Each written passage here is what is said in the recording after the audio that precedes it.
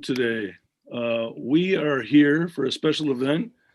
We have Dr. Charisse Burden-Stelly here with us tonight, and I'm here to welcome you on behalf of the Department of African American Studies.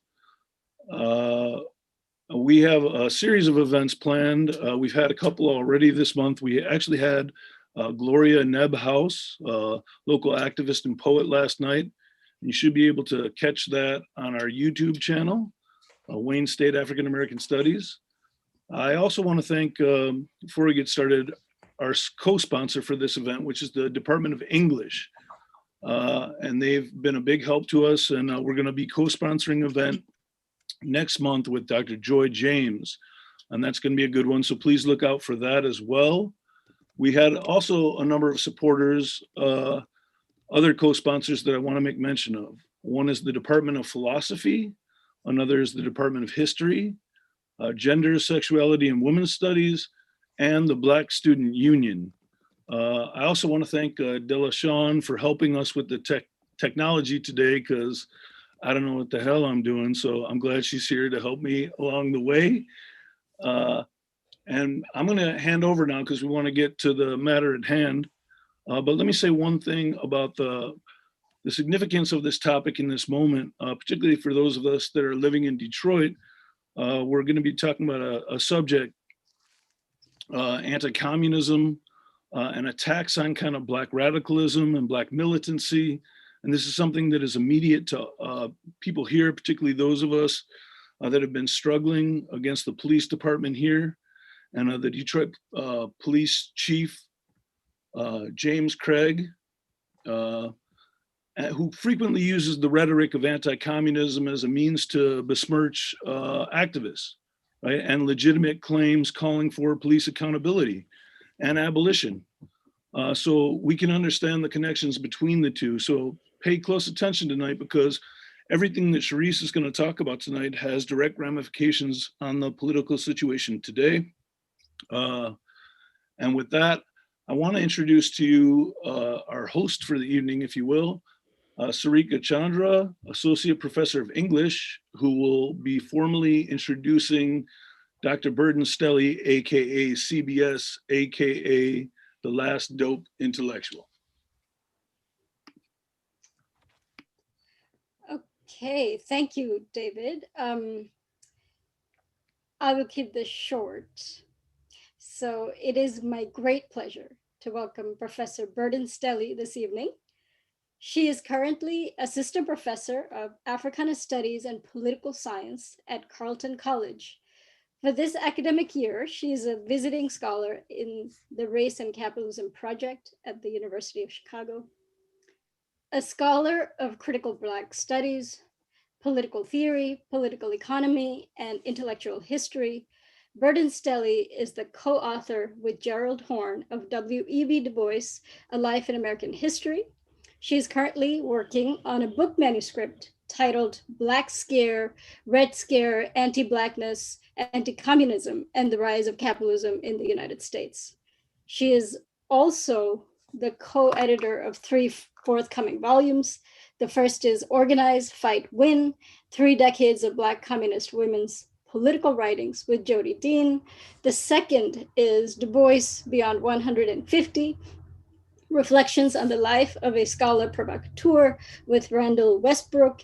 And third is an anthology of writings by Percy Hinson titled Reproducing Domination on the Caribbean Post-Colonial State with Aaron Kamugisha. She is the guest editor of the special issue of the Journal of Intersectionality titled Claudia Jones, Foremother of World Revolution. Burden-Stelly's published work appears in journals including Small Axe, Souls, Du Bois Review, Socialism and Democracy, International Journal of Africana Studies, and the CLR James Journal. Her public scholarship can be found in venues including Monthly Review, Boston Review, Black Agenda Report, and Black Perspectives. Burden-Stelly's scholarship seeks to reformulate the idea of racial capitalism by placing the theorizing of the capitalist mode of production at the center of her analysis, challenging both metaphysical and epiphenomenal accounts of race, Adopting a materialist approach, her analysis is animated by questions related to politics and political organizing. She is attentive to the imbrication of capitalist exploitation and anti-Blackness, and conducts integral analysis of race, ethnicity, imperialism, and state formation. Her published and forthcoming scholarship brings together an archive of a wide range of thinkers and activists that help to reframe the struggles against racism and capitalism in an effort to correct for the institutional delinking of anti-systemic politics from the study of race. This work raises important questions about the very methods of analysis. She has delivered sharp critiques of the university and academic disciplinary structures that have generated and posited culturalism and representation as the accepted frameworks for the examination of race and racialization within the academy.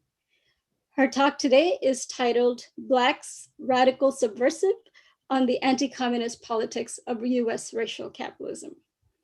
So before I turn it over to her, I want to make a note that we will take questions at the end of the talk, but only from the chat function. So please submit your questions through the chat.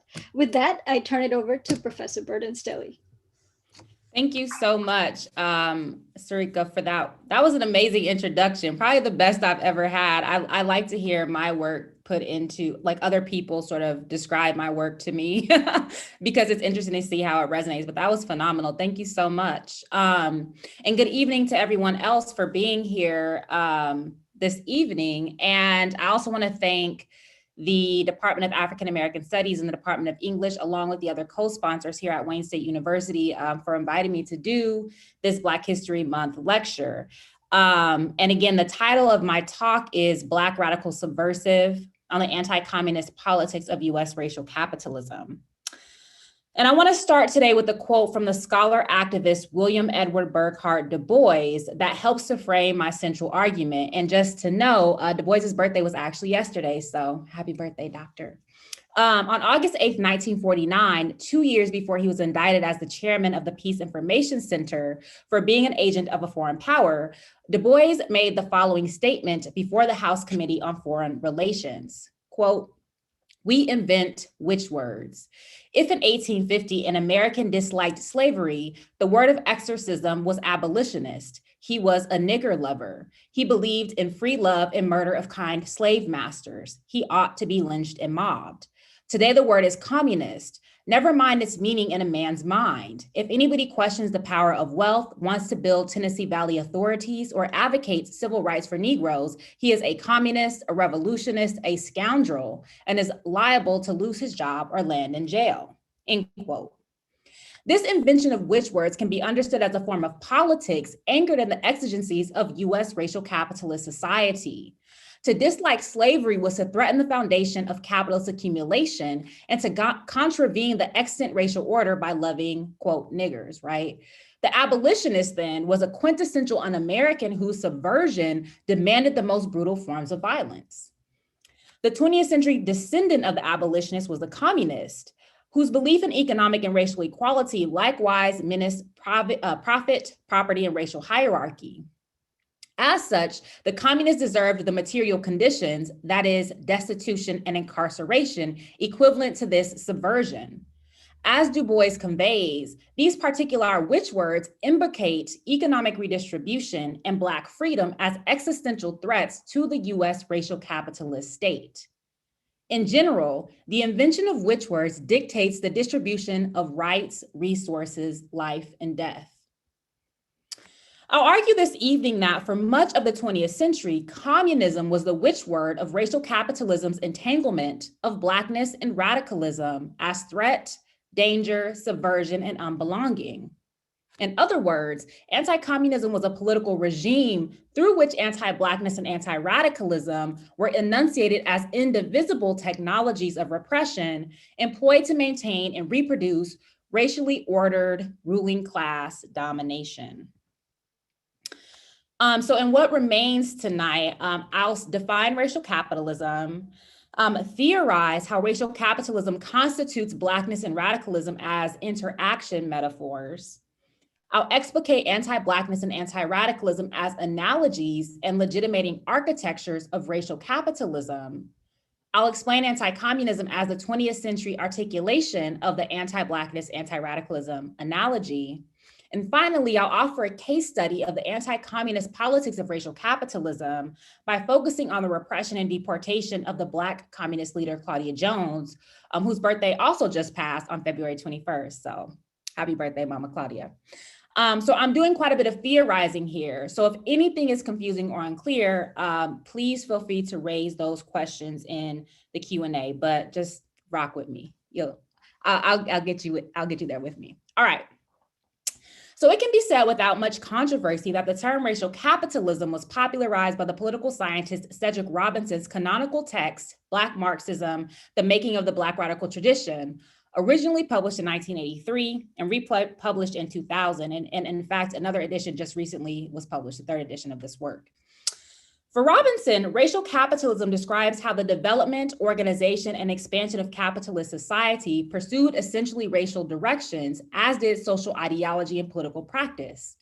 He contends, quote, as a material force, then, it could be expected that racialism would inevitably permeate the social structures emergent from capitalism, end quote.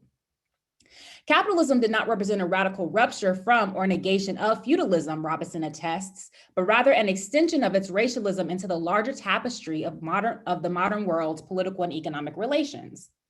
As such, it was not capitalism that shaped modern European civilization, but rather European civilization that gave capitalism its world historical and socio-political character.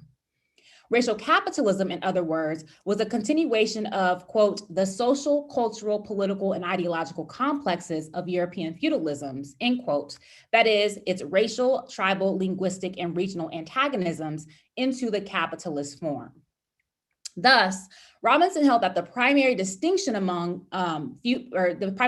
between feudalism and capitalism was in the increasingly uneven character of development among European peoples themselves and the world beyond, and in its consolidation of race in the 19th century as the preeminent rationalization for the domination, exploitation, and/or extermination of non-Europeans. There is, however, another genealogy of racial capitalism. Historian Peter James Hudson distinguishes Robinson's political philosophy of racial capitalism from the South African variant articulated by political activists like Neville Alexander and Bernard Magubani.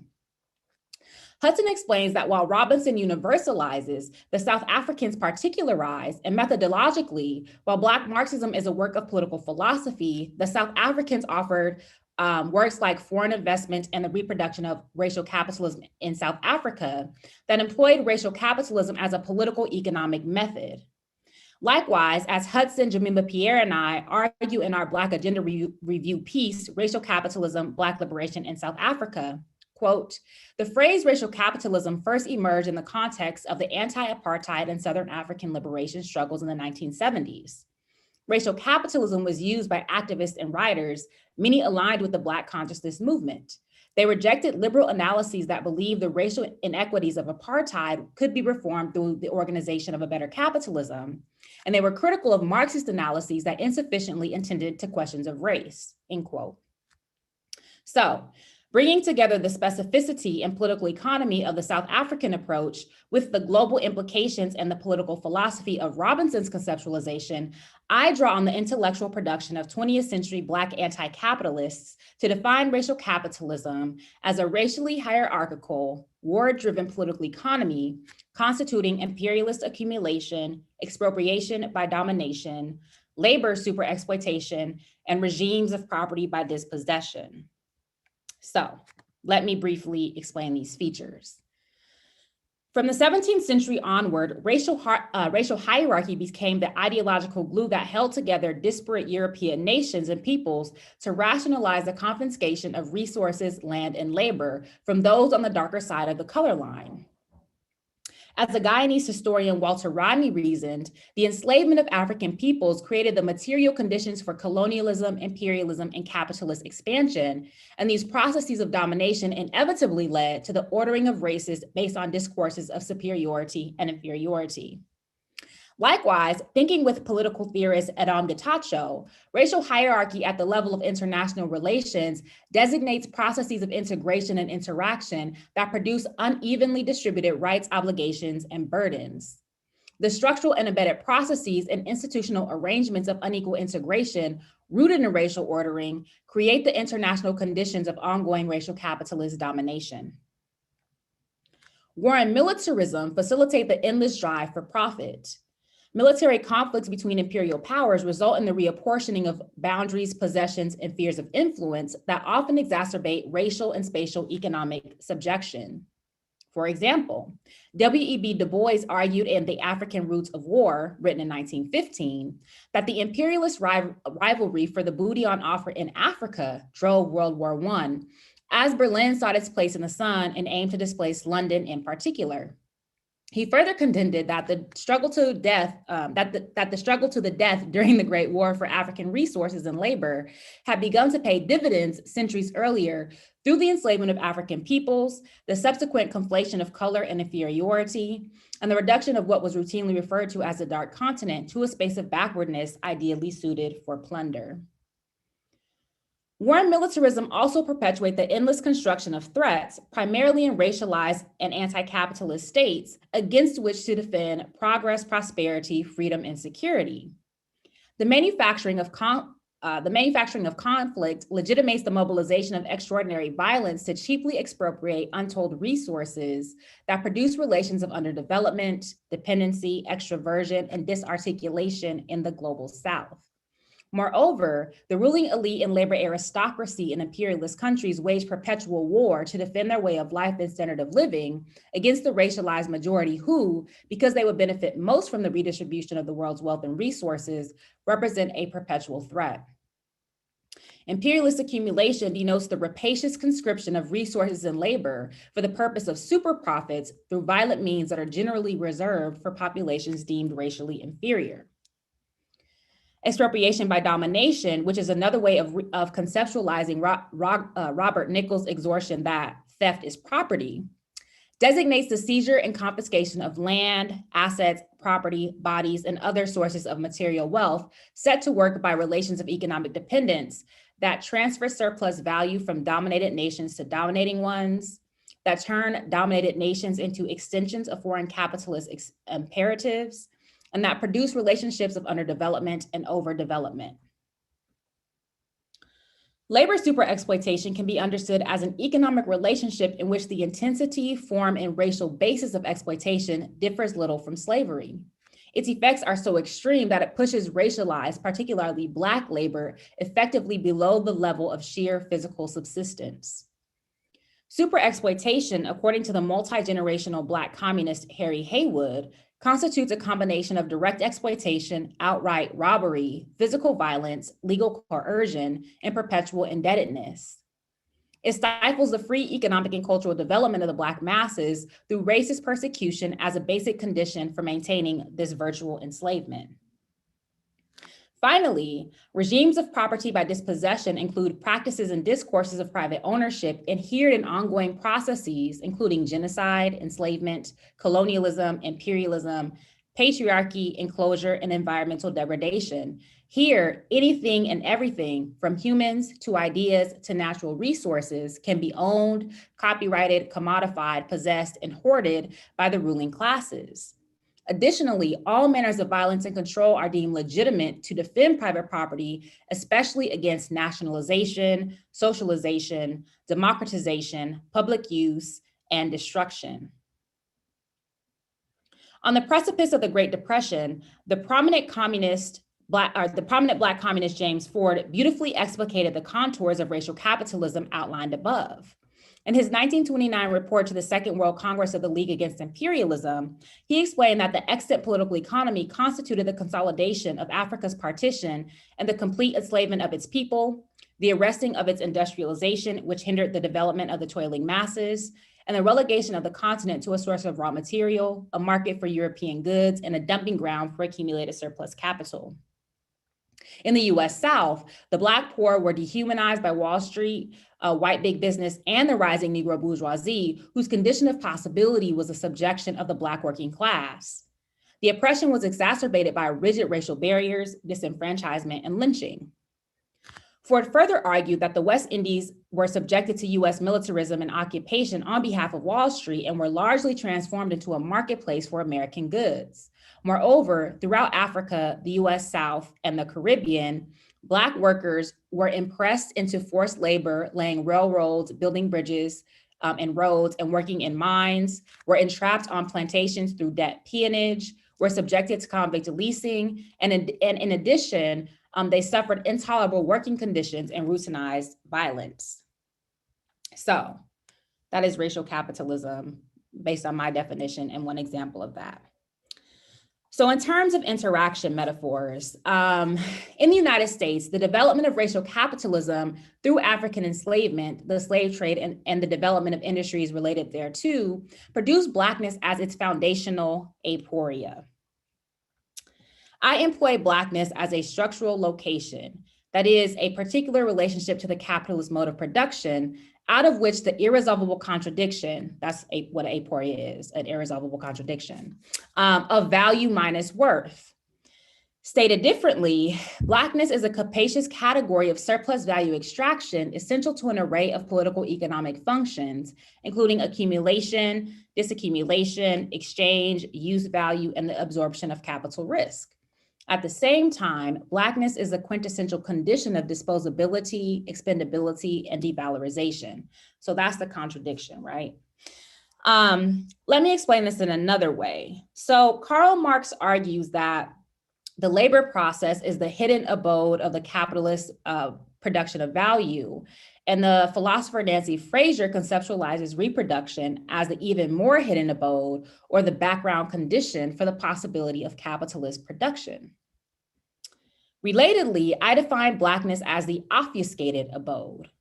The immense value of Blackness is obscured and rendered unintelligible by its positioning as worthlessness, as something that does not amount to anything, but that does not equal nothing. As a structural location at the intersection of indispensability and disposability, Blackness exceeds the category of race, is not reducible to class, and does not fit the specifications of caste, as I argued recently in a Boston Review article. It is this peculiar and enduring mystification, this irresolvability that constitutes Blackness as an inexorable threat to the United States. Radicalism, defined here as material struggles and ideological interventions aimed at upending, overhauling, or transforming capitalist society, is a condition of possibility for the demystification of the obfuscated abode of Blackness. In this way, radicalism is entangled with and inseparable from Blackness as threat and menace to the foundations of US racial capitalism. And I'll offer some historical context for this. In two recent texts, The Counter-Revolution of 1776 and The Apocalypse of Settler Colonialism, Gerald Horne argues that the American Revolution was a reaction to London's 1772 ruling in Somerset v. Stewart that chattel slavery was unsupported by statute and common law in England and Wales. Although the decision was ambiguous with regard to slavery in the British colonies, settlers in what was to become the United States were fearful that abolition, which was the radicalism of the time, was spread, thereby jeopardizing property and wealth that was fully dependent on plantation slavery, the slave trade, and slavery-related industry. Slave trade-related hostilities between Great Britain and the North American colonies dated back to at least 1762, when the British moved to regulate the slave trade and curtail the number of Africans coming into the New World, while slave traders in the colonies demanded the deregulation of the trade to increase the flow of Black chattel. The American Revolution thus sought to preserve the structural location of Blackness by creating the conditions for the United States to wrest control of the slave trade from Great Britain. Not only Southern plantation society, but also Northern capital, banking, insurance, and manufacturing were invested in the continuation of slavery and the slave trade, even after its formal abolition in 1808. The American Revolution thus resulted in the founding of a nation state that, through the vehement opposition to the radical transformation of its economic relations, was directly built upon the denial of freedom, equality, and liberty to its Black population. Moreover, the significant number of slave uprisings that were happening throughout the British Empire in the 16th century induced white settlers with fear and anxiety about the prospect of a critical mass of freed Blacks on the mainland and in the Caribbean. As such, the American Revolution was as much a counter-revolutionary protest against the eradication of slavery in the British Empire as it was a challenge to monarchical tyranny and domination. In other words, it was a response to the threat of radicalism in the form of abolition. A little over a decade after the conclusion of the American Revolution, the entanglement of radicalism and Blackness as threat became codified in the Alien and Sedition Acts of 1798. These were meant to manage the danger posed by foreigners through the deportation of dangerous aliens, broadly conceived, the disenfranchisement of immigrants, and the punishment as treason of any critique of or opposition to the government. More importantly, the passing of the Alien and Sedition Acts was predicated upon white elite fears about the radicalization of the mainland Black population as a result of the Haitian Revolution. The flood of white and mulatto slaveholders from Haiti and the unfree Africans they brought with them began to inspire unrest among persons enslaved in the US and to increase abolitionist activity. Even more than the Somerset case 2 decades earlier, the Haitian Revolution rocked the slave system. And like the American Revolution, the Alien and Sedition Acts sutured the suppression of radical dissent with fears of free Blackness. This history helps to explain why, in 1956, the freedom fighter Paul Robeson declared before the House Committee on Un-American Activities, quote, "You are like the Alien and Sedition Acts." And Jefferson could be sitting here, and Frederick Douglass could be sitting here, and Eugene Debs could be sitting here, end quote. So Robeson was called before the HUAC, the House Committee on Un-American Activities, because he was accused of being a communist. And here we can see the ways in which he understands the denigration of Blackness as intimately linked with the suppression of labor, or that is to say, the punishing of Blackness and the punishing of radicalism by the US state, which is why he invokes the Alien and Sedition Acts. So Blackness and radicalism can thus be understood as what historian Nancy Leigh Steppen calls interaction metaphors, in which meaning is a product of the interaction between the two parts of the metaphor. And here, that's Blackness and radicalism. Likewise, the metaphor permits us to see similarities that the metaphor itself helps to constitute. The metaphor selects, emphasizes, suppresses, and organizes features of reality, thereby allowing us to see new connections between the two subjects of the metaphor. To pay attention to details hitherto unnoticed, to emphasize aspects of human experience otherwise treated as unimportant, and to make new features into signs signifying inferiority. So let me offer a couple examples of Blackness and radicalism as interaction metaphors in action. All right. In the 1930s, the National Negro Congress, which was a popular front organization that specifically agitated for the rights of Black workers, was targeted by the Special Committee on Un-American Activities, which was a precursor to HUAC.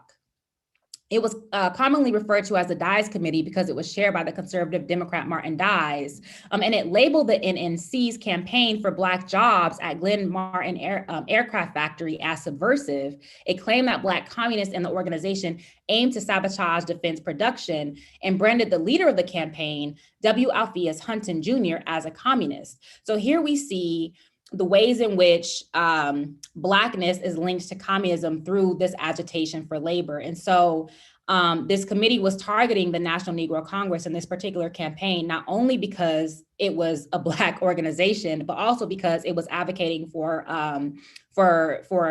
jobs for Black folks. And then they used communism to discredit those struggles, even though these struggles were completely legitimate, right? As well, the Mississippi Representative John E. Rankin, when contesting the anti-lynching bill of 1939, excoriated the, quote, nigger communists from infesting Congress. And so here we see that he linked a pejorative about Blackness with communism. And so it was up to, according to him, the anti-lynching bill didn't come from the fact that Black people were in fact being lynched and terrorized by white folks. It came because these communists are riling up the Blacks, and then they're trying to infest Congress to get this subversive legislation passed, right? And so again, we see how radicalism and Blackness are interacting as subversion. Blackness informs radicalism as constitutively antithesis, alterity, and threat to capitalist accumulation, property relations, and social hierarchy, at the same time that radicalism reifies Blackness as subversive and dangerous. Anxieties about Blackness codify the threat of radicalism and vice versa, because in an interaction metaphor, a system of associated commonplaces that, strictly speaking, belong only to one side of the metaphor are applied to the other.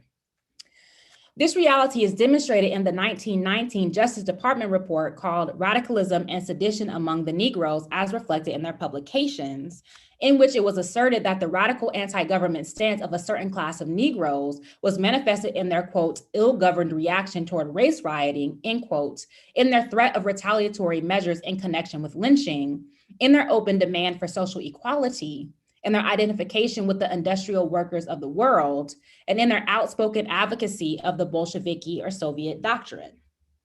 So, on one side of the metaphor, which is Blackness, through the assertion of race consciousness, it became more subversive and dangerous given its supposed connection with the IWW and Bolshevism.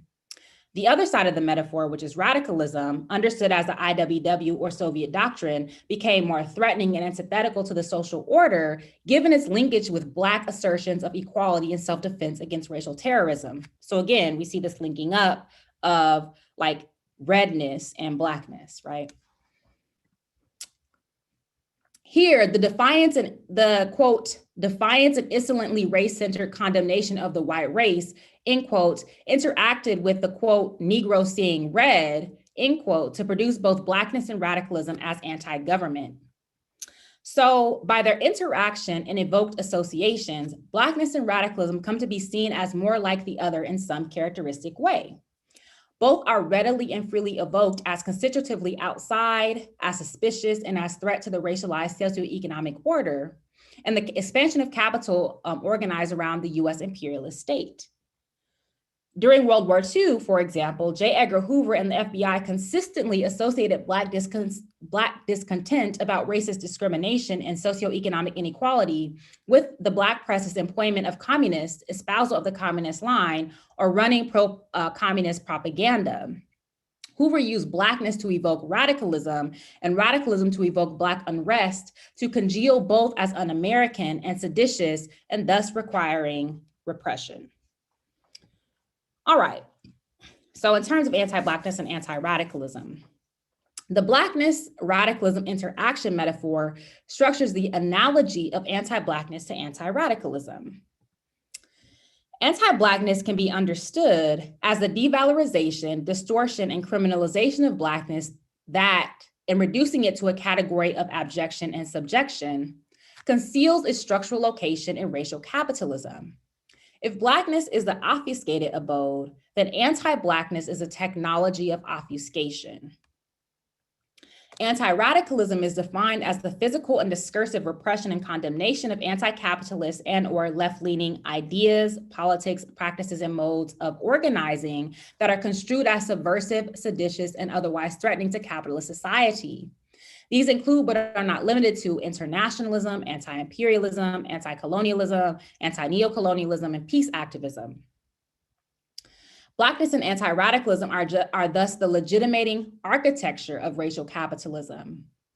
Legitimating architecture includes rationalizing discourses, cultural narrative, technologies of repression, legal structures, and social practices that inform and are informed by racial capitalism's political economy. As analogies, anti-Blackness and anti-radicalism operate through comparison by harnessing signs and signification that are already part of the structure of experience and understanding of people's social worlds. Anti-radicalism reinforces the worthlessness, inferiority, and destitution of Blackness, while anti-Blackness reinvigorates radicalism's threat and danger to the racially hierarchical economic order. This correspondence between anti-Blackness and anti-radicalism is foundational to discourses of subversion, sedition, un-American, and foreign-inspired. In her important article, Deportable Subjects, U.S. Immigration Laws and the Criminalization of Communism, Carol Boyce Davies contends, quote, that the activities of those who struggle for rights against racist domination were identified as subversive in every instance and were always linked to communism or called communism outright, reveals an important connection between US state repression and racism, end quote. This connection can be restated as the analogy of anti-Blackness to anti-radicalism. So it is significant that Davies specifically mentions communism. From the 1917 Bolshevik Revolution onward, anti-communism became the key articulation of this anti-Blackness, anti-radicalism analogy. In other words, the label communist became the most capacious and efficient means of surveilling, policing, incarcerating, indicting, deporting, financially terrorizing, and otherwise victimizing those who rejected racial capitalism, including militant African descendants, diverse socialists, labor organizers, aliens, and countless other groups of dissidents. As an articulation of the anti-Blackness, anti-radicalism analogy, anti-communism created effective constraints upon political activities and ideas of a counter-hegemonic nature, whereby any critique of or mobilization against racial capitalism was understood as advocating the overthrow of the government by force or violence. So remember, in a lot of these anti-communist cases, what was being targeted was ideas. So people writing articles, people joining organizations, these were not actual actions, these were just ideas. And so because of this suturing of anti-Blackness and anti-radicalism, the targeting of these ideas became a key way to call anything communist and thereby to criminalize it. We can see this operating in a 1930 article titled "Anti-American Propaganda Charged to Communist Party." This article stated, quote, "Mr. Hoover submitted a large amount of confidential information and a mass of material dealing with the revolutionary activities of the communists in the United States. He demonstrated their efforts to stir up discontent among the unemployed American wage earners and incite racial antagonism among American Negroes." He said, quote, "The Communist Party of America has organized a special committee to incite revolutionary activities among the Negroes and to send selected Negroes to Moscow for special communistic training for world revolution," end quote. So again, here we see J. Edgar Hoover linking Blackness to communism, and specifically Black agitation to communism, to make it seem as if it is some foreign, that Black agitation is like foreign inspired, which is offensive for a number of reasons. Number one, it's as if this racial terrorism isn't actually happening and it isn't actually inciting Black folks to action. And number two, is predicated on the assumption that Black people are particularly susceptible to foreign influence or to outside agitation. Recall that we heard this outside agitation discourse over the summer when the George Floyd and Breonna Taylor protests were erupting. There was all of this discourse about Antifa and these radical white folks coming from outside to radicalize the Negroes and make them angry and burn stuff down, as if there isn't righteous anger against US white supremacy, right? But this is the anti-radicalism and anti-Blackness in action. So as Doxy Wilkerson explained, in his piece, Negro Communist Leader and an Appeal to the Negro People, published in 1947, quote, "The same forces who abandon the Communist Party are the ones who will perpetuate Jim Crow and anti-Semitism and pass punitive anti-labor legislation. The first victims of anti-union legislation will be the latest arrivals to the trade unions, Negro workers. The racists are backed by the big trusts and Bourbons of America. They know full well that the Communist Party has historically fought against their system of oppression of the Negro people and the working people of America," end quote. So here Doxy Wilkerson is pointing out one of the key reasons why the US state is so hostile to the Communist Party is because of the work on behalf of civil rights, and because it's an interracial organization, and because it it's the only political party that actually pushes for racial equality. Similarly, in a 1952 speech, Pettis Perry demanded, quote, "Where is the Department of Justice? Where is the FBI? Where is the bipartisan coalition that shouts so much about democracy? They are hounding those of us who demand complete equality for the Negro people. They are hounding that party that demands economic, political, and social equality for the Negro people. And this is one of the main reasons why we communists are being framed, and not for any advocacy of force and violence," end quote. So again, Pettis Perry, who was one of the co-defendants in the 1948 Smith Act case that indicted 11 communist leaders, he was one of two other Black people. So it was Claudia Jones, Henry Winston, and then him. he's making this argument that, again, this ain't about no overthrow of the government by force or violence. This is because we are advocating for Black equality. We're advocating for, for Black people to receive the same economic and political social rights as everybody else. And that is what is subversive, so he's pointing this out. So the disciplining and deportation of the Black communist luminary Claudia Jones offers a case study of how anti-communist politics were used to discipline and criminalize ideas and activism against racial capitalism. Claudia Jones relocated to Harlem from her native Trinidad in 1924, and in 1936, inspired by the Communist Party USA defense of the Scottsboro Boys and the ways the party linked this tragedy to the invasion of Abyssinia in 1935, she joined the Young Communist League. In 1940, Jones's application for US citizenship was denied because of her communist affiliation. Immigrants could be rejected for naturalization for advocating the overthrow of the US government by force or violence, orally or otherwise. Communism was considered to be the preeminent articulation of such position. Undeterred, by 1945, Jones had joined the CPUSA, and in 1948, she was elected to the National Committee. Jones's 1949 article, An End to the Neglect of the Problems of the Negro Woman, brilliantly conveys her critique and rejection of racial capitalism. She identified several forms of racialized and gendered superexploitation that, if eradicated, would fundamentally disrupt the structuring hierarchies of US society. These included the concentration of Black women in unskilled, primarily domestic service, the social and political exclusion of Black women because of their position at the bottom of the socioeconomic order, and the foreclosure of domestic workers from trade unions and the labor movement. Jones maintained that it was Black women's unique relationship to the mode of production that resulted in their construal as, quote, backward, inferior, and the natural slaves of others, end quote. Negro women, she demonstrated, were oppressed as Negroes, as workers, and as women, and were therefore the group from which the most surplus value was extracted. Though they were subjected to all major forms of exclusion and exploitation, Jones contended that race was the primary mode through which this tripartite superexploitation was experienced. It was because of their Blackness that they were overrepresented in the labor market, confined to the lowest paying jobs, excluded from all but the most menial fields of work, and earned lower wages than all men and white women.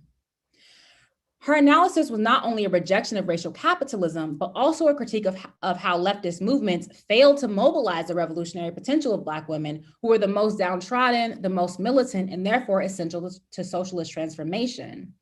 Jones further warned that the failure of progressive unions to organize Black domestic workers who were unprotected by social and labor legislation, or to support the domestic workers union, continued the subjection of the most vulnerable groups of workers to exploitation and chauvinism, in other words, to racial capitalism.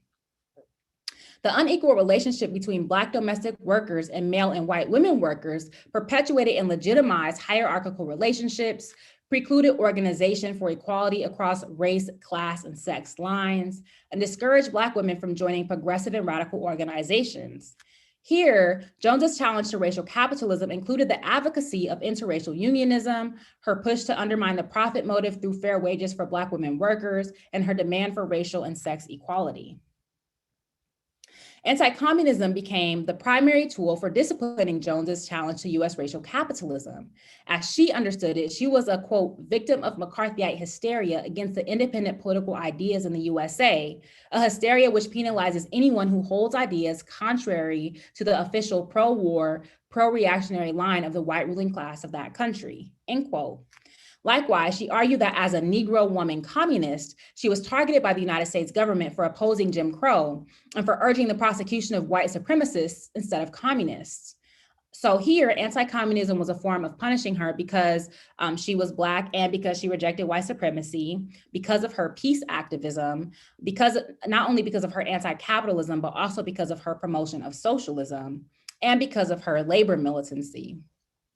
Importantly, Jones noted that her anti-communist persecution was inextricably linked to sexism and patriarchy, not least because her original indictment was based on her article, Women in the Struggle for Peace and Security, in which she urged Negro and white mothers and women to join their anti-fascist sisters throughout the world to put pressure on the US government in the cause of peace. She argued that this flew in the face of the Truman administration's fascist triple K ideology that aimed to hamper women's social participation in progressive politics. Okay, so triple K ideology is I don't speak German. It's Kinder, Kirche, Kirche, which translates to children, church, and kitchen. This ideology also penalized especially Negro women and the working women and worsened their economic status.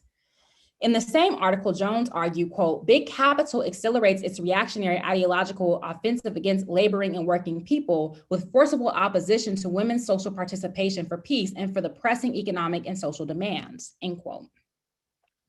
Anti-communism was used to construe Jones's demands for Black rights and economic redistribution as alien and seditious because they challenged the income, wealth, and class disparities that constituted US society.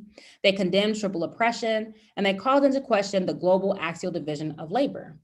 As she explained, quote, the bourgeoisie is fearful of the militancy of the Negro woman, and for good reason. The capitalists know that once Negro women undertake action, the militancy of the whole Negro people, and thus the anti-imperialist coalition, is greatly enhanced, end quote.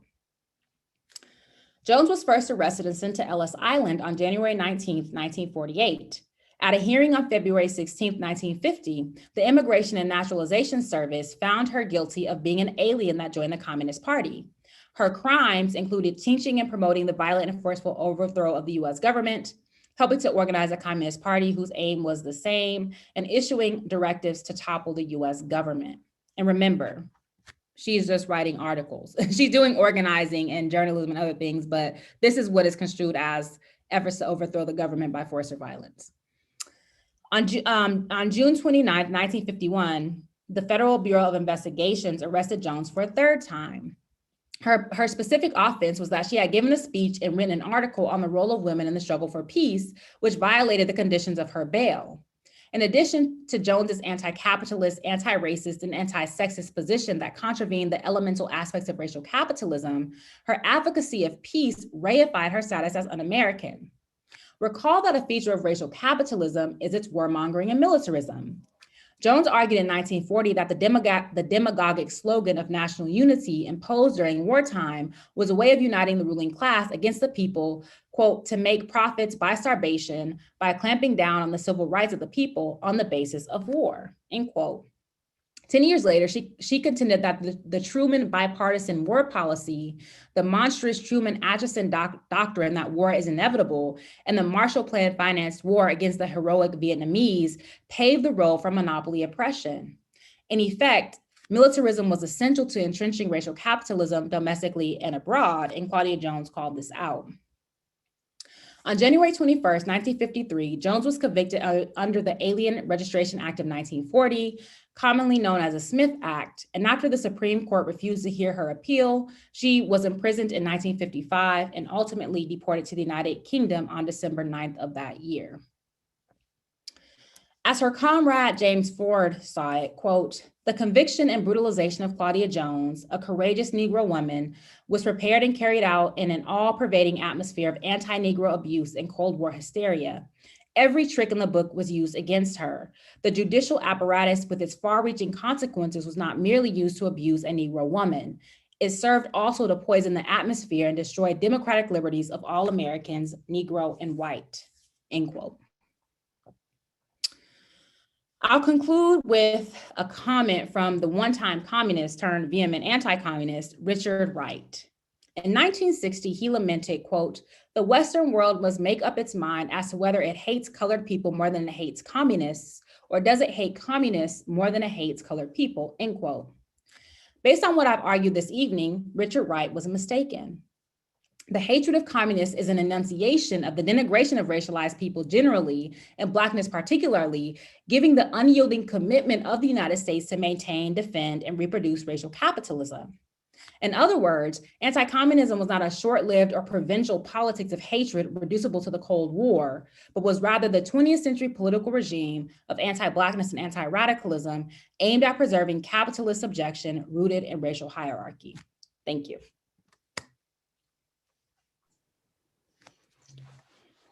Great, thank you so much. There was a lot in it. I think people will take a little bit of time to bring up questions. But In the meantime, let me ask you how you see or how you think about the implications for contemporary politics. So one quick example of how you brought up the protest around George Floyd, and it seems like that people are having a difficult time thinking about the sort of connections between the mobilizing in the wake of George Floyd and also struggles that are going on under the category of socialism, like Medicare for all and those things. So how is it that we can think about the interconnections between these struggles? And how is it that this legacy of anti-communism and anti-Blackness sort of informs the kind of disjuncture that we see and the kind of problems that we see in thinking about these sort of connections? Okay, so one example is, okay, so you know how like Georgia was seen, like the runoff election in Georgia was seen as like the savior of the Democratic Party. It was like, we're supposed to hold off all critique of Biden and Kamala Harris and just close ranks until these two senators were elected, because they were essential to shifting the balance of power in the Senate, right? If you remember, the ads that Kelly Loeffler aimed at Warnock were red baiting, period. She talked about if he's elected, socialism will take over, the American the American way of life will be undermined, the radicals will take over, the radical far left. And these were not the ads that were levied against Ossoff, right? It was Black Warnock, who, mind you, was the first Black senator elected from Georgia since Reconstruction. Okay. And so to me, that is telling. And there's there's something about any like Medicare for all or canceling student debt. People keep talking about these as racial justice issues. And to a certain degree, there are. But what that does, though, is it reifies this link between like Blackness or race, right, and socialism. That is to say that it's the Blacks, the poor, the not only the poor, but the Blacks and the racialized that will benefit most from these policies. And remember, those are the lazy ones. Those are the criminals. Those are the rabble rousers. So why is it that they should get any of this relief?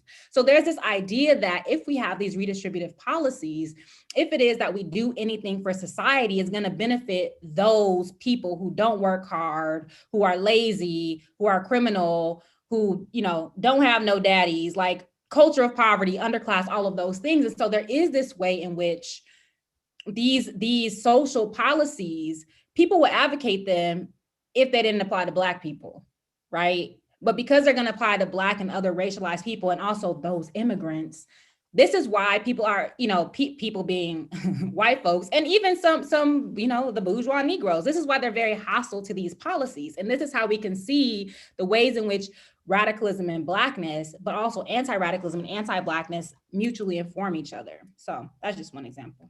Right. And just to follow up on that we see that in some contemporary socialists sort of dismiss anti-racist politics as a culture war issue, right? So that's like sort of talking about that's sort of what you said provides a critique of that, right? And also remember, so what is his name? Clyburn, who I like to call Clybum, right? He was talking one day. So he's the representative from, I think he's the highest ranking like Black person in the House. And he argued like, I never seen no Black communists. I don't know no Black socialists. I've never met one. They don't exist. And so there's a way in which the Black elite also has to distance itself from this idea of socialism, that we are a patriotic race. We are a race that's committed to capitalism. And I always talk about the but-for logic, where these types of Blacks think that the US would indeed be the greatest country in the world, but for racism. And so there's a way, and so elsewhere I write about Black Cold War liberalism. And so we can see in Clyburn's position that there's no such thing as a Black socialist. Mind you, people pointed out the irony that he had a W.E.B. Du Bois bust on his bookshelf W.B. Du Bois joined the Communist Party in 1961 and was a socialist since at least 1909. Anyway, so this is also another manifestation of this sort of anti-radicalism and this sort of this, the ways in which it's taken up by the Black elite, because they also have a deep hostility to Black masses, period, so. Yeah, thank you. We have one question that is asking you to elaborate on something that you said early in your talk, and is sort of in quotes. I agree, you said, I agree with Alexander that the resolution to racial capitalism is anti-racist socialism and not a cultural, metaphysical Black radical tradition. And they want you to elaborate on this divergence using some examples. Well, I think Black liberation and socialism are the answer. So basically I'm making this, if you read sort of Black Marxism, my reading of it is that he's largely making a cultural argument that there's something culturally and sort of cosmologically and metaphysically about Black people because of our experience in modernity that orients us toward a particular tradition apart from Marxism that is a fundamental challenge to modernity. I argue that, so I am of the opinion that if we look at how Black people took up Marxism, even if Marx is Eurocentric or his locus of enunciation was Europe, if we look at Kwame Nkrumah, Amilcar Cabral, Claudia Jones, James Ford, W.E.B. Du Bois, James Boggs, CLR, and the list goes on and on. These people believed in a socialist revolution, right? But they were enunciating it from their social, historical, and contextual conditions. And so when I talk about, so culture is important to all of this, but it's culture, and to me in the Cabralian sense of how we relate to ourselves, how we relate to another, and how we relate to our environment. So in that way, culture is very important, but I write about culturalism, or the abstraction of culture, as the site of sort of revolutionary struggle that's abstracted from any analysis of the structural and material conditions. And so when I say I agree with Neville Alexander that the answer is Black-centered or the conjuncture of Black liberation and socialism, I mean just that. Yeah. So, yeah. Yeah, and you've written about how culturalism has come to supplant a more radical form of Black capitalist critique, right? So yes. Okay, so we have another question that says, among the left, there has been a lot of talk about the PMC, professional managerial class. Can you speak to the emergence of a BMC, post-civil rights manifestation in the Black community, and how it serves as a comprador role in the contemporary US as well as internationally? Yeah, so absolutely. So part of what I've talked about recently in relationship to people like Kamala Harris, Susan Rice, Lori Lightfoot, all of these Black mayors who supported the brutalization of protesters. I talk about identity reductionism, which is a term I borrow from one of my comrades, Erica Keynes, and intersectional imperialism. So it's this idea that identity and the politics of recognition are the only thing that matters, that it's objectively good to have, let us say, Black women, for example, in positions of power because of all the oppression that they've faced and they've overcome these struggles.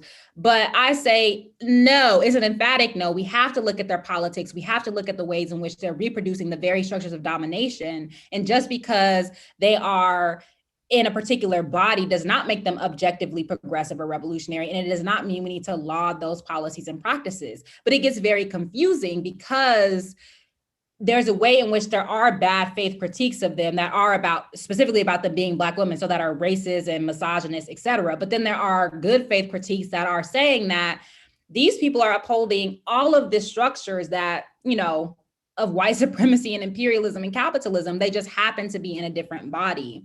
And so to that end, historically, there has been a Black managerial class that their sole purpose is to sort of manage the Black masses, to broker resources from the elite, from the mainstream society to the masses, but on their terms, so that their idea of progress, their realities in the world become representative of the realities of Black people as such, which is simply not the case, right? Just because, okay, so, there's this whole thing. I don't know if you remember long ago when Skip Gates got arrested outside of his home and he called Barack Obama, and then there was this whole Beergate thing, okay? And so people will point to that and say, see, class doesn't matter because Skip Gates is Black and rich and he still got arrested. But then you have people like Philando Castile and George Floyd and Rekia Boyd and Sandra Bland. They don't make it home because they're Black and working class and poor. And so there's a way in which particular types of violence accrue around Black and poor and working class people. And when the Black petty bourgeoisie or the Black elected official class speak for us, they erase that difference in that reality. And they also evade the fact that they are indeed reproducing the status quo, just with some, a few more crumbs distributed to, specifically to them, but maybe some trickle down perhaps to the Black masses, so. Yeah, thanks for that. So there is a related question to that here that says, how do you think we can subvert the negative perception of communism in a place like Detroit, where its own police chief has said on the news that he believes the uprisings this summer were funded by a radical Marxist movement, anarchists, etc.? Vote him out. point him out to be the charlatan and the misleader that he is. The way that I think we just need to really challenge what I call intellectual McCarthyism, which is the obscuring, the repression, the erasure of Black communist and socialist thought, like that it's some foreign inspired thing that the Soviet Union was duping Black people to believe this. But this idea of communalism, this idea of collective struggle and of challenging domination is something that's endemic in the Black community. But Marxism or scientific socialism simply gave a particular way to understand history and to understand what the material conditions are. And so I think that if you've ever exchanged, let us say, babysitting for braiding hair, that might be a socialist ethic. If you and your friends ever went put it in a pool of money for a collective trip, that's a socialist ethic. Right now, we see all of these mutual aid networks that are popping up because the state has failed us and because people need to survive. That is a socialist ethic. And so, I've said elsewhere, what we need to do is not make these ethics only a response to crisis, but normalize these things and point these things out as everyday ways of just being in the world. Those are socialist ethics. Those are socialist ways of relating to each other. And I think we just we need to normalize it in that way. We don't necessarily need the jargon. Although I do think theory is important, but we do this all of the time. And I just think that we need to make that manifest and get it out of our heads that Marxism is like some white male, old male stuff. So because I identify as a Rodneyist, right? So I came to Marxism through Black people. Period. And that's why they continue to be the center of my work. So I read, the Walter Rodneys, Maurice Bishops, Louise Thompson Patterson's, Esther Cooper Jackson. I always name all these people. But anyway, these are my people. And so if we see that Black people are thinking this too, people in the global South were thinking this too. There were other revolutions like the Cuban Revolution, like the Bolivarian Revolution in Venezuela, that are adding to and taking up socialism. I think that's, those are just some ways that we can sort of, and also like we're dying. Capitalism is a failure, period, right? The fact that there are billionaires who made trillions of dollars just since the pandemic hit, that is a failure. That is an ethical, a moral, and a material failure. And so we got to do something. You can call it whatever you want. You don't got to call it socialism. We got to do something else. But the other something else is fascism. So take your pick. Yeah. Yes, there's a new, so a related question to language is that, are there any new watchwords you're seeing developing on the horizon that may predict a uniquely 21st century regime of anti-Blackness that doesn't continue to echo the Red Scare of the last 20th century? Antifa. But Antifa means anti-fascist, and all of these Black radicals are anti-fascist.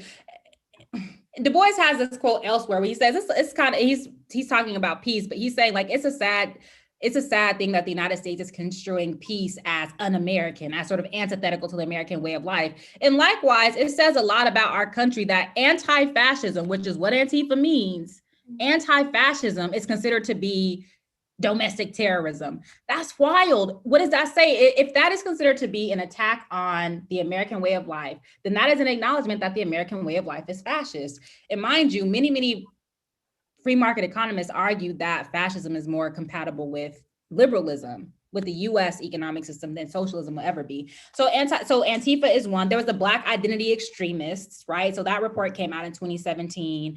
That was about, these Blacks that are agitated and dangerous and often the pigs.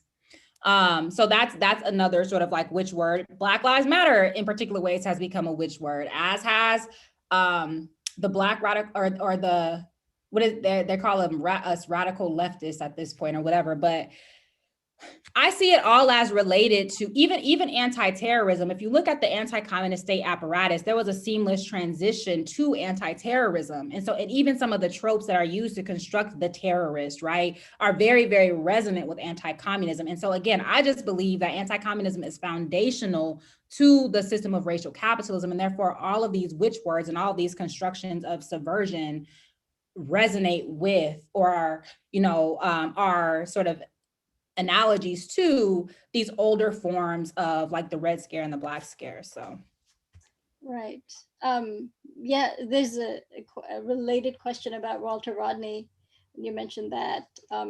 It says Walter Rodney in Grounding spoke about the importance of understanding history as a means of preparation and re-education. In my tenant organizing in Baltimore, African Americans understand their history as a history of subjugation and violence imposed on them, but they only see it at the individual level and stay angry at individual bosses, slumlords, etc. How do we bring this project to completion when we are under attack from all sectors of society?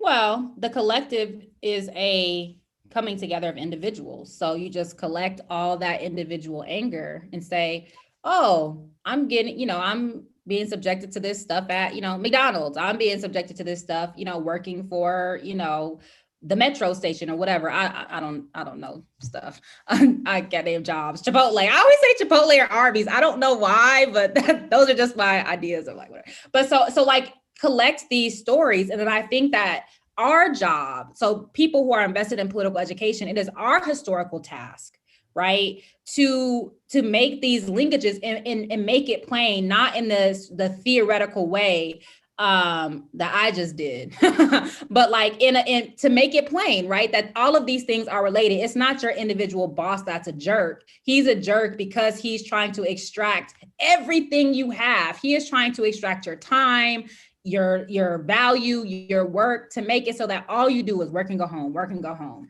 And because that is the ethics of capitalism, that it's not just an individual person, but that this is what bosses do. That is literally their job. That's literally how they make their money. And so I think if we can make these connections, and the fact that even landlords are just another ruling class, right? They're a rentier class.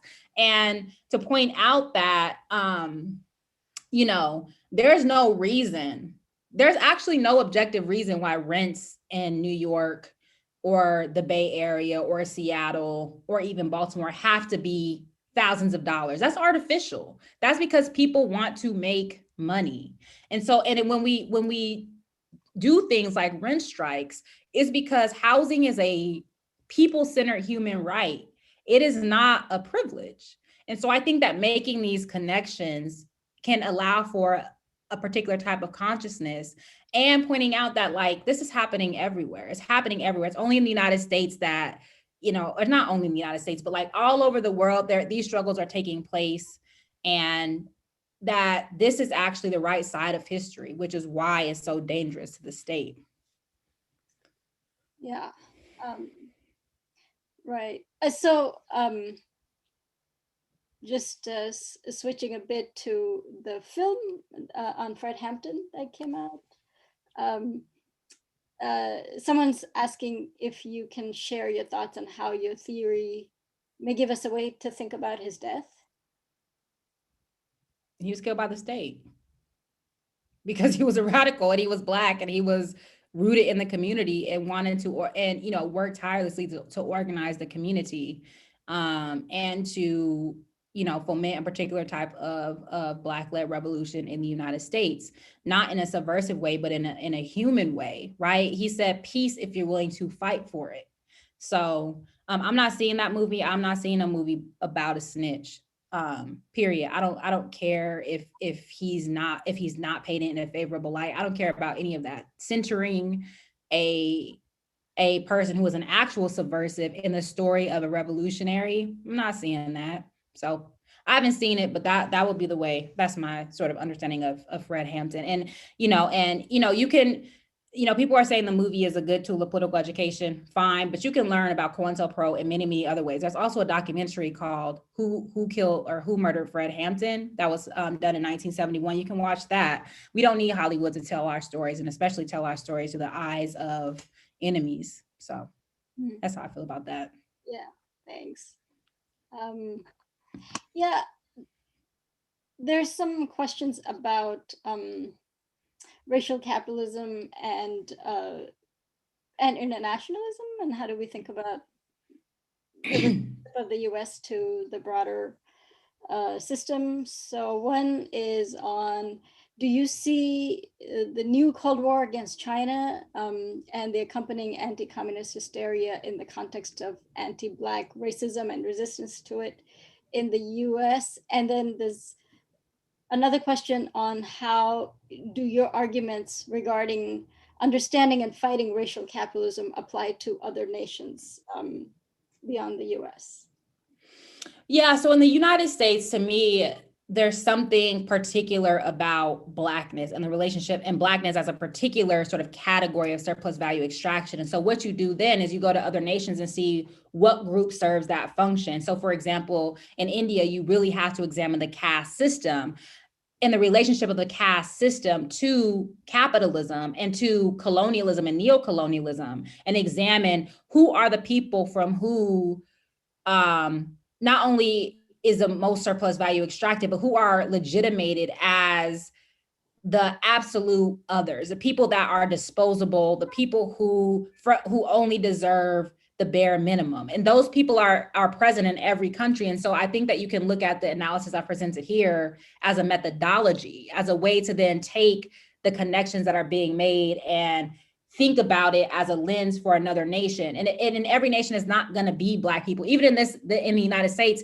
there's a particular way in which this analysis can be applied to like Native Americans and other groups. I'm particularly focused on Blackness or Black people.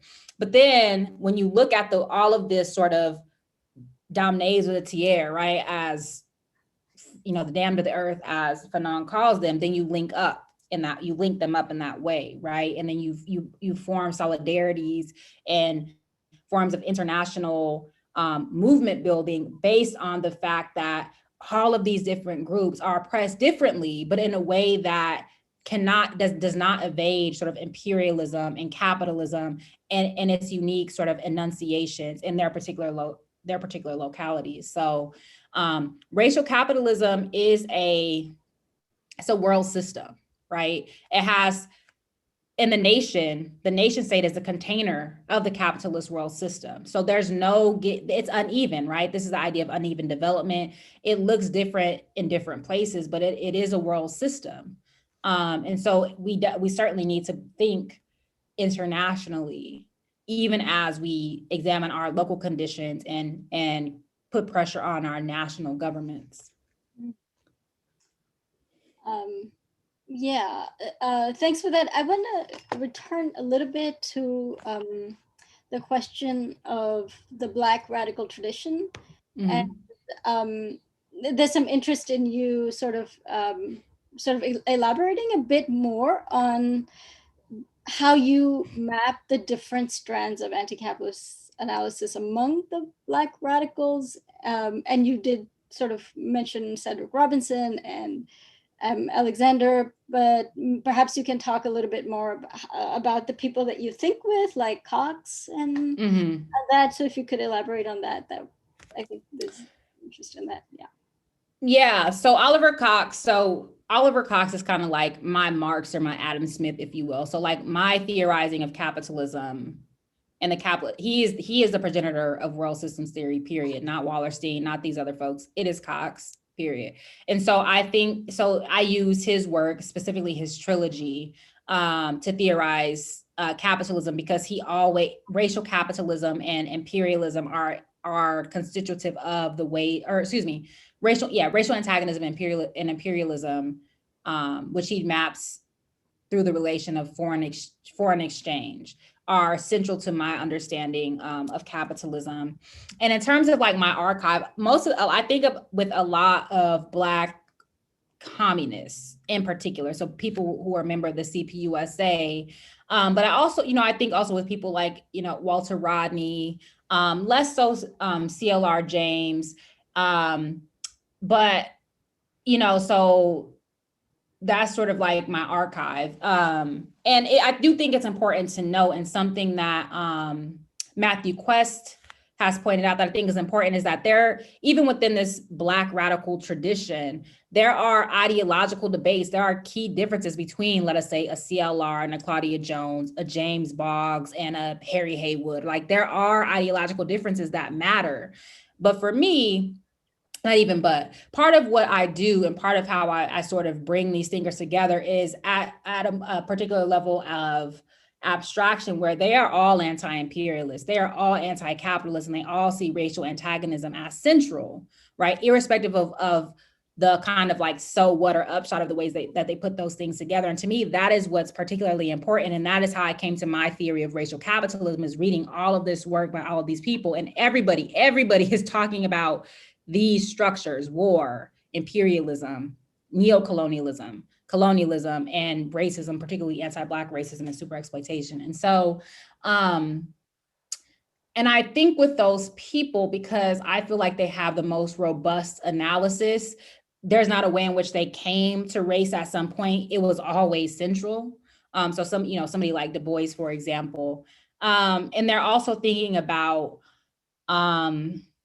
the relationship between what I call ethics, epistemology, and politics. So the political dimensions, right? But also, what are the ways in which we approach the world and approach one another because of capitalism? And also, how do we understand the world and come to justify belief because of the capitalist system? And so the archive that I draw from thinks about all of these things together.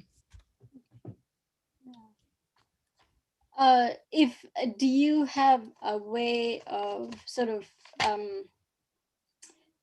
mapping different conceptions of racial capitalism within the Black radical tradition?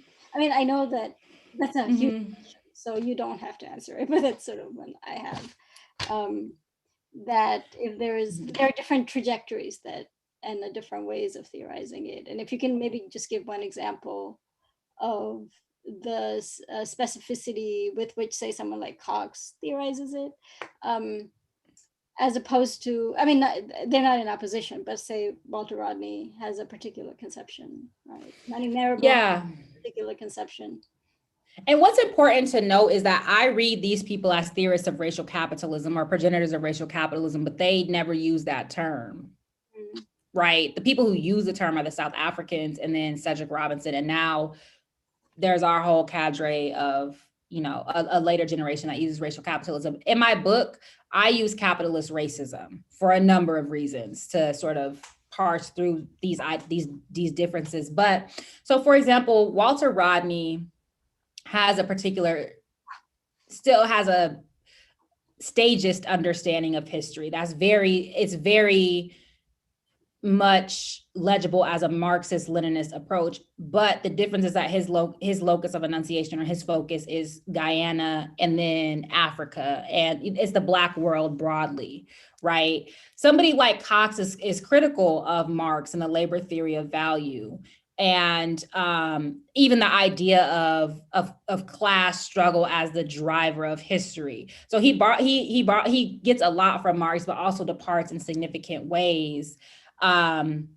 He also, Cox has, I think, a very good critique of social scientists and of the bourgeois, of bourgeois, knowledge production, and the ways in which it reproduces the system, because these people are not invested in, because they're part of the, of the ideological apparatus.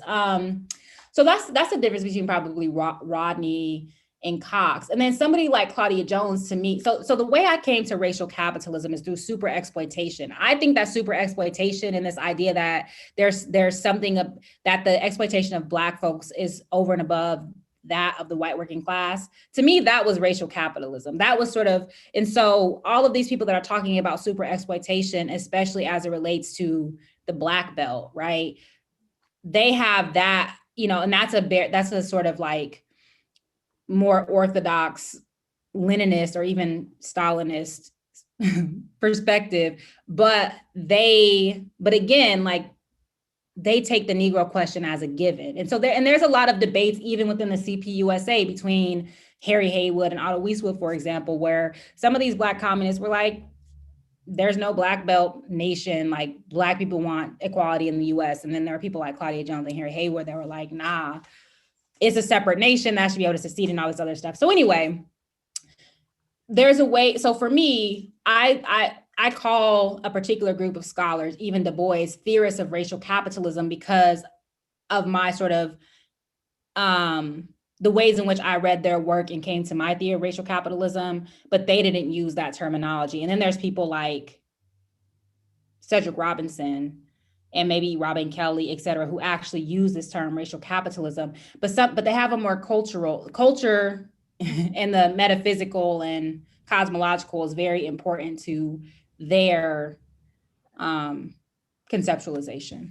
Yeah. Those are just some of the differences. Right, that's very helpful. And if I can just ask you to just elaborate just a little bit more on the culturalism that you've written about. Yeah, so culturalism for me, culturalism is not a critique of culture as such. Culturalism is a critique of an abstract notion of culture whereby it has no grounding in the historical and material conditions, and where it stands in for Blackness as such. It's the reduction of Blackness to only a cultural form, and thus culture becomes a site of challenge. And there's a way in which, so there's, for example, this organization called the American Society of African Culture that's funded by the CIA. And that is meant to organize all these cultural events like, jazz concerts on the African continent and these different sort of like literary or cultural gatherings to supplant the sort of political and revolutionary aspects of Pan-Africanism. So there's a way in which the turn to this sort of abstract culture is meant to mollify structural demands on, let us say, the UN, like the new international economic order, or the linking up of Black people, wherever they're located, to create economies that are in the service of Black masses. And, I levy my critique of culturalism through Black studies and the ways in which, once Black studies became institutionalized, there was a rise in a particular type of understanding of what Black studies was that was very cultural. So my whole dissertation project came out of the question of why are there no political economists in Black studies? It didn't start out that way, but then by the time I inherited it, so to speak, like that was largely the case. And so my question was why, which led me down the rabbit hole as to where I am today. And so culture as one way of understanding and analyzing the Black experience is absolutely vital and necessary. But when it becomes the hegemonic or the only way of understanding Blackness in a way that, is vindicationist, for example, or that it maps onto a linear progress narrative, it becomes extremely problematic. And I think that's my critique of culturalism. Okay, thank you for that. We only just have a couple minutes left, and here's a question to end on. But how do we fight to abolish racial capitalism, and what would it look like when we've won? What I think that what it will look like when we win is, this idea of human flourishing. I think that we'll have an environment that's sustainable.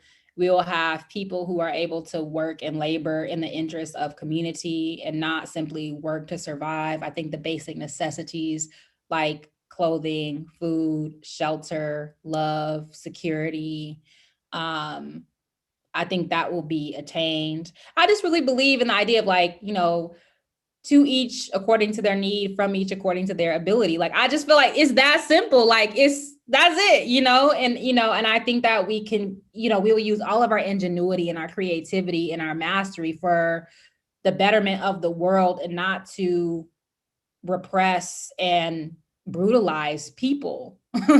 There's no reason, we have enough of everything in the world. There's no reason why many people should be starving and suffering, and that might be idealistic. And in terms of how to get there, I just think that we need to join organizations. We need to organize. We need to be rooted in our communities and be doing things that matter to people. Like, as I'm an academic, but my, historical task is to, number one, commit class suicide, and two, to be what Walter Rodney calls like a guerrilla scholar or a guerrilla intellectual, because he says that intellectuals are enemies of the people until proven otherwise. And so we need to redistribute resources, democratize knowledge, redistribute access to the best of our ability in ways that are with an eye toward our communities, right?